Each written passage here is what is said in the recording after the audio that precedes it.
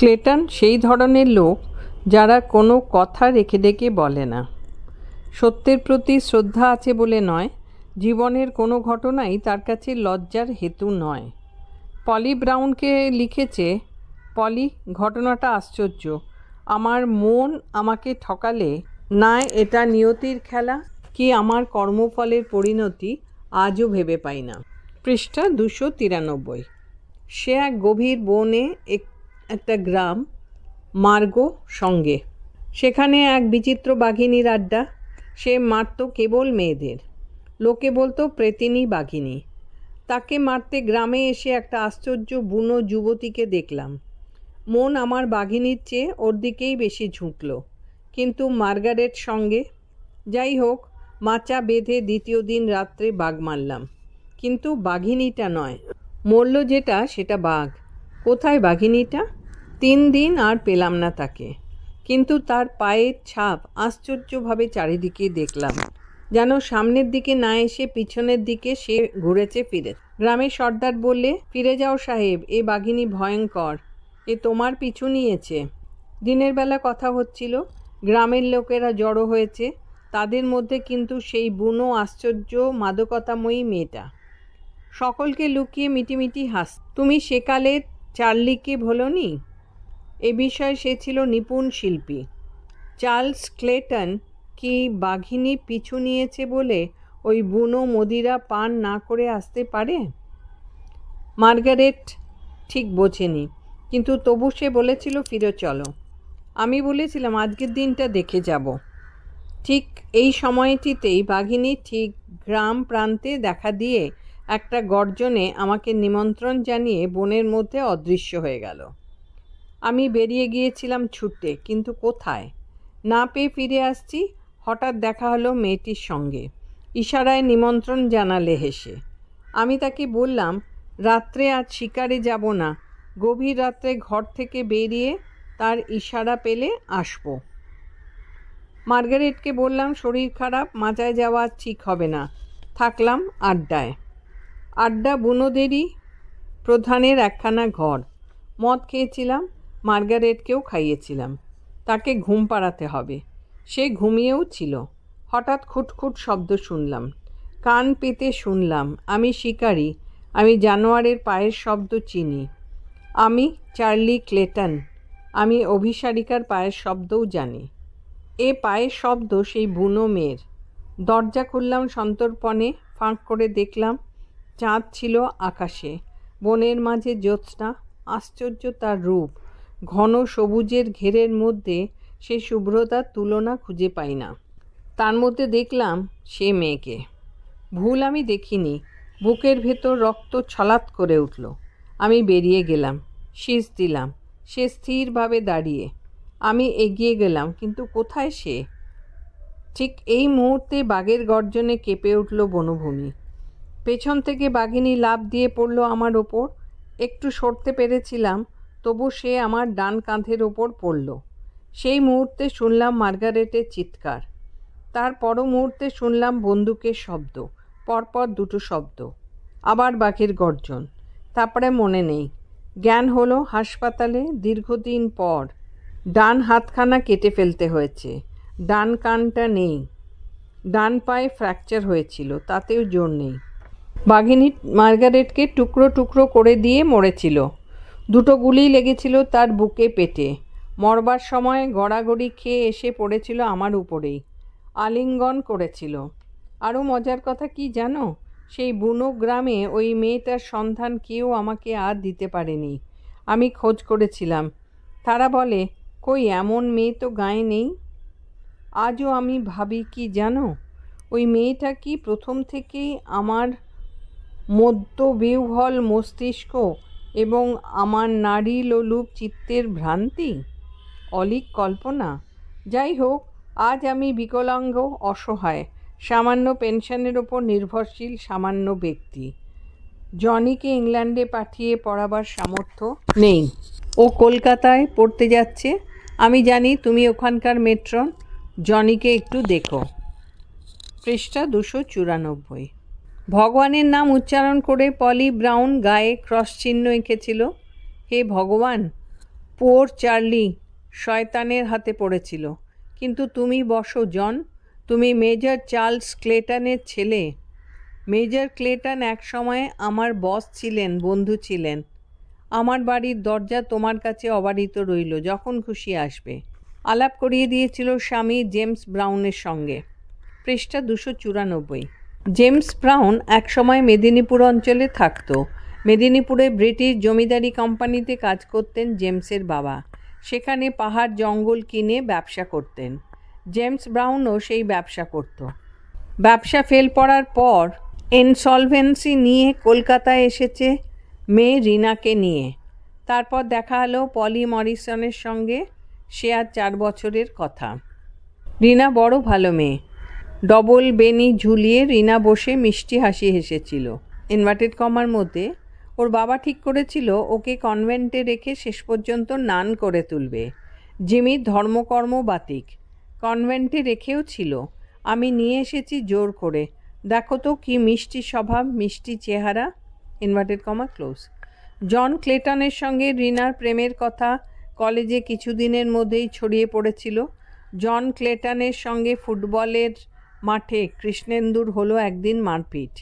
সেই সূত্র ধরে নয়, সেই সূত্রের টানেই যেন রিনা এসে দাঁড়ালো কৃষ্ণেন্দুর সামনে। মিষ্টি স্বভাবের রিনা ব্রাউন ক্ষিপ্ত হয়ে সেদিন কৃষ্ণেন্দুকে বলেছিল, you Blackie Kalachand, you heathen. Krishnendu কলেজের ভেতর খেলার মাঠে মাথায় ব্যান্ডেজ নিয়ে বিজয়ী বীরের মতো এসে সবে নেমেছে।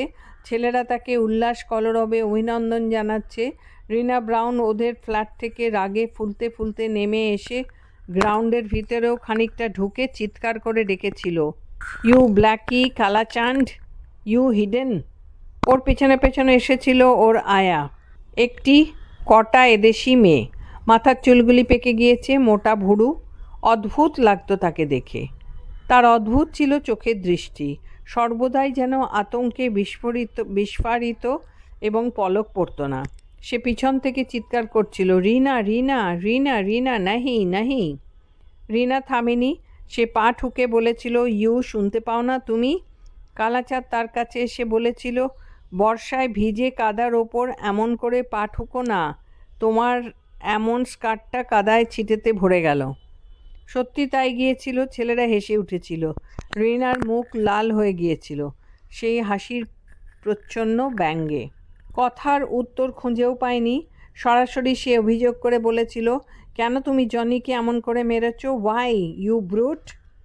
সে উত্তর দেওয়ার আগেই কলেজ টিমের ফুল ব্যাগ বসন্ত বলেছিল, ওর মাথায় ব্যান্ডেজটা দেখছো না, জনিই মেরেছিল ওকে আগে। কৃষ্ণেন্দু বলেছিল, ইনভার্টেড কমার মধ্যে, আমার বাগদত্তা নেই মিস ব্রাউন। থাকলেও সে এসে জনিকে প্রশ্ন করত না। সে জানে লড়াই আরম্ভ হলে যার জোর বেশি তার আঘাতটা জোরালো হবেই। কিচকেরা চিরকাল ভীমের হাতেই মরে। Inverted comma close. ছেলেরা হো হো করে হেসে উঠেছিল। পৃষ্ঠা 295। ওই আয়া মেয়েটি হঠাৎ হাত জোর করে কৃষ্ণেন্দুকে পরিষ্কার বাংলায় বলেছিল, হে বাবা, দয়া, দোহাই তোমার, পিতি পুরুষের, হেই ভালো মানুষের ছেলা, আমি হাত জোর করছি, ঘাট মানছি, উকে কিছু বলো নাই, হেই বাবা। মেয়েটি বাঙালি, সেই বিষয়ে সকল ছেলে স্তব্ধ হয়ে গিয়েছিল। রিনা এই অবসরে ছুটে পালিয়ে গিয়েছিল। চিৎকার করে বলেছিল, you'll be punished, god will punish you. ঘটনাটা সব মনে পড়েছে। সে খেলা ঐতিহাসিক খেলা, খেলা নয় যুদ্ধ। কলেজের ভেতরে খেলার মাঠে খেলার অধিকার নিয়ে সাধারণ ছাত্র আর অ্যাংলো ইন্ডিয়ান মিলিটারি ছাত্রদের ঝগড়া, মারপিট ভরা সেই যুদ্ধের কথা কলেজের ইতিহাসে লেখা আছে। সেই যুদ্ধ চলেছে তখনও। যুদ্ধের সেই মেলা সেদিন চলেছিল খেলার মাঠে। তার আগের দিন 2 দলের ম্যাচে জনি একা করেছিল মারপিট। সেদিন শোধ নেওয়ার জন্য শপথ নিয়ে নেমেছিল কৃষ্ণেন্দু। জনিকে সে মারবে। বুটের সুযোগ তো ওদের চিরদিনের। তার ওপরে জনি মারপিটে সিদ্ধহস্ত। জনি শুনে হেসেছিল। বেচারা জনি কৃষ্ণেন্দুকে ঠিক জানতো না, কিন্তু কৃষ্ণেন্দু 6 ফুট লম্বা চেহারাখানা দেখে একটু সাবধান হওয়া উচিত ছিল। তাছাড়া গত 2 বছরে কালাচাঁদের খেলার খ্যাতির ওপরেও শ্রদ্ধা করে মারবার আগে বিবেচনা করা উচিত ছিল।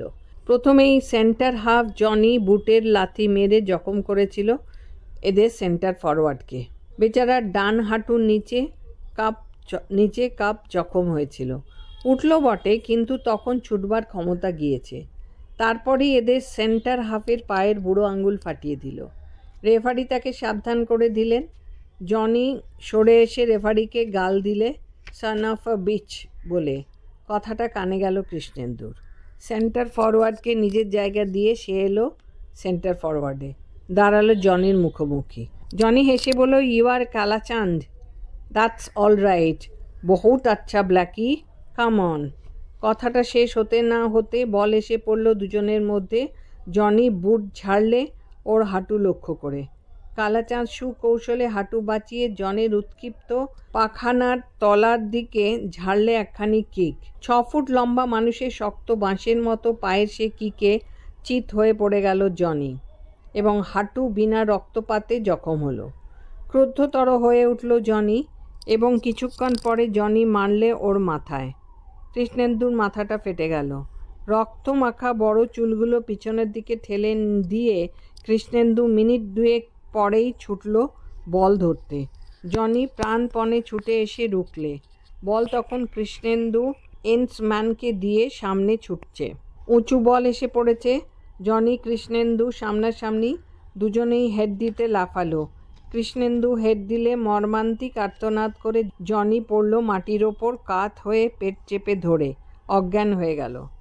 ধরাধরি করে তুলে নিয়ে যেতে হলো তাকে। পেটের অন্ত্রে আঘাত লেগেছে। এরপর কৃষ্ণেন্দু করলে হ্যাট্রিক। দেশি ছেলেদের কাঁধে চড়ে কৃষ্ণেন্দু চিৎকার করে গান ধরেছে, দিনও আগত ওই ভারত তবু কই, সে কি রহিবে লুপ্ত আজি সব জন পশ্চাতে, প্রেরণ করো ভৈরব তব দুর্জয় আহ্বান হে, জাগ্রত ভগবান হে, জয় ভৈরব। এই মুহূর্তে রিনা ব্রাউন এলো, ইউ ব্ল্যাকি কালাচাঁদ, এবং শেষ পর্যন্ত বললে, গড উইল পানিশ ইউ। পৃষ্ঠা 296। কৃষ্ণেন্দু তারও উত্তর দিয়েছিল। উত্তর দিতে একটু দেরি হয়েছিল ওই আয়াটির মুখের আকুতি ভরা বাংলা কথা শুনে। বিস্মিত হয়ে 1 মিনিট দেরি হয়েছিল। চিৎকার করেই সে বলেছিল, hello miss, hello. Then ask your god, তোমার ভগবানকে বলো আমার সামনে আবির্ভূত হতে, কিংবা আমাকে তার সামনে হাজির করাতে। জানো, আমি ঈশ্বরে বিশ্বাস করি না। আমার একটা পরম লাভ হবে, আমি তাকে দেখতে পাবো। তার জন্যে দরকার হয় তো বলো তোমার জনিকে আবার গুঁতো মারব। 296 পৃষ্ঠা। রিনা ব্রাউন, আমার ব্যঙ্গ ব্যর্থ করে তোমার ঈশ্বর আমাকে ধন্য করেছেন। তোমার ঈশ্বরকে আমি দেখেছি রিনা ব্রাউন, কিন্তু আশ্চর্য, ডাইনি অপরাধে অপরাধিনী আদিম আরণ্য নারী ওই ঝুমকির মধ্যেও তাকে দেখেছি। সিন্ধু, লাল সিং এদের মধ্যেও তাকে পেয়েছি। তোমার সঙ্গী ওই মরণ ভয় তাড়িত মদ্যপান বিভোর আমেরিকান অফিসারটির মধ্যে তাকে দেখলাম, তিনি রয়েছেন। যুদ্ধে যে প্রাণ নেবে তার মধ্যে নয়, যুদ্ধে প্রাণ দেবে বলে এতদূর এসেছে তার মধ্যে যে তাকে আমি দেখলাম। কিন্তু তোমার মধ্যে থেকে তিনি কোথাও অন্তর্হিত হলেন রিনা ব্রাউন? হে ঈশ্বর, সেই মেয়েটিকে তুমি কেন পরিত্যাগ করলে? এই রিনা ব্রাউন ঈশ্বর পরিত্যক্ত রিনা ব্রাউন। কৃষ্ণস্বামী মনে মনেই সব কটি বললেন। বাবা সাহেব, সেই মুহূর্তে ঘরে ঢুকলো সিন্ধু। কে, সিন্ধু? হ্যাঁ বাবা সাহেব। চা দিয়ে গেল, খেলে নাই? রাত কত হয়েছে?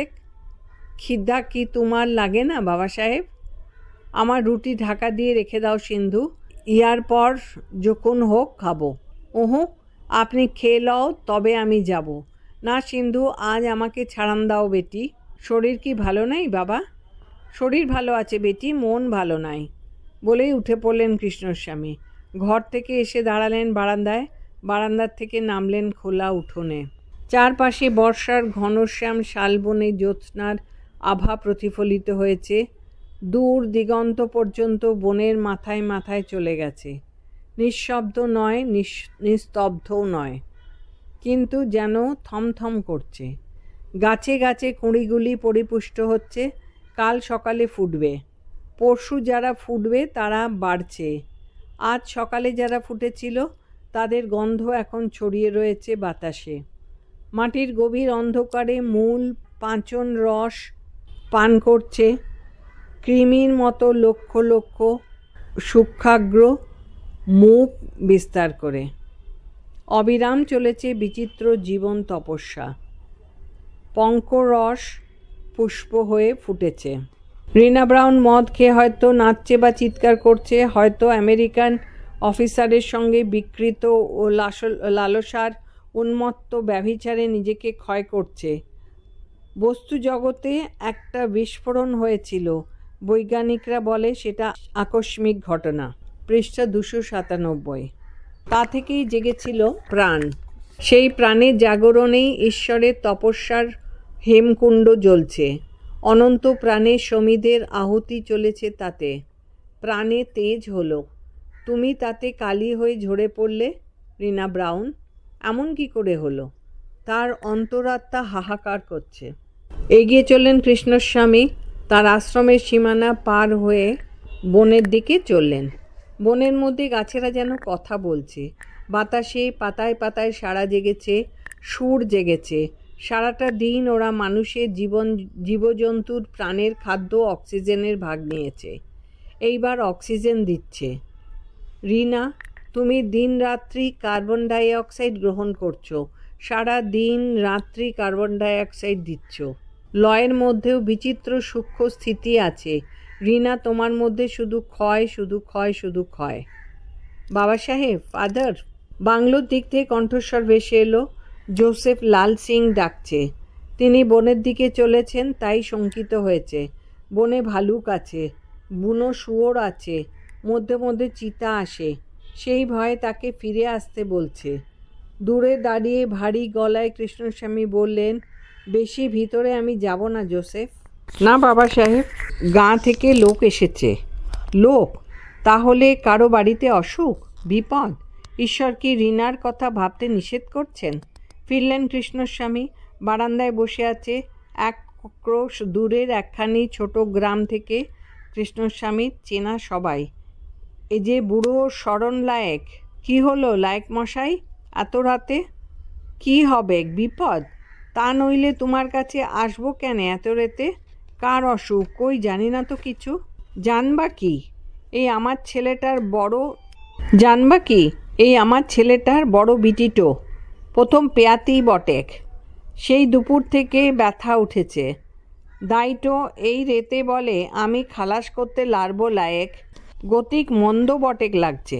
তুমি বাবা সাহেবকে খবর দাও। মেয়েটা গোঙাইছে বাবা, শুনতে পারা যেছে না। যেতে একবার হবেক বাবা।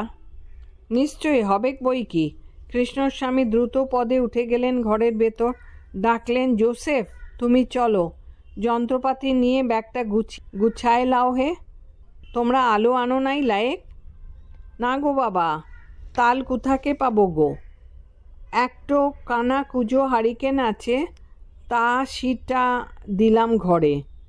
তা আকাশে জ্যোৎস্না রয়েছে, ঠিক চলে যাব। আমাদের একটা হারিকেন নাও Lal Singh. Blessed is he that cometh in the name of the lord. চলো লায়েক। থাক রিনার কথা, রিনা মৃত। ঈশ্বর তার কথা মনে করতে নিষেধ করছেন।